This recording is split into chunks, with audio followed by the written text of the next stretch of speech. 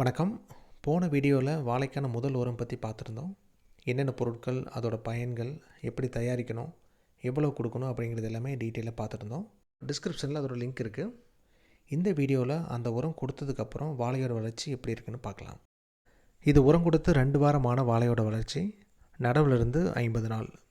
புண்ணாக்கு கரைசலையும் உயிர் உரங்களையும் மட்டும் கொடுத்தா வளர்ச்சி எந்த அளவுக்கு இருக்குன்னு சந்தேகம் இருந்தது.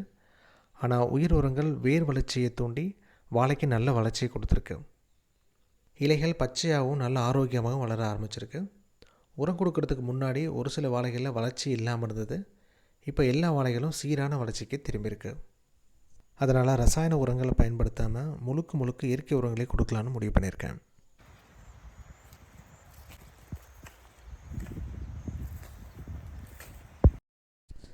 இது உரம் கொடுக்கறதுக்கு முன்னாடி எடுத்த ஃபோட்டோ. ஒரு சில கன்றுகள் தான் நல்லா வளர்ந்துருக்கு. மற்ற கன்றுகள் அந்தளவுக்கு வளர்ச்சி இல்லை. உரம் கொடுத்ததுக்கப்புறம் எல்லா வாழைகளும் சீரான வளர்ச்சியை பார்க்க முடியுது. இதுக்குள்ளே பலதானி விதைச்சிருக்கோம். அதனால தான் எல்லா பக்கமும் புல் முளைச்ச மாதிரி இருக்குது. இன்னும் 10 நாளில் அதையும் மடக்கி உழுதுருவோம். பலதானி மண்ணில் இருக்கக்கூடிய ஆர்கானிக் கார்பன் அதிகப்படுத்தும். அதனால் மண் வளமும் கூடும்.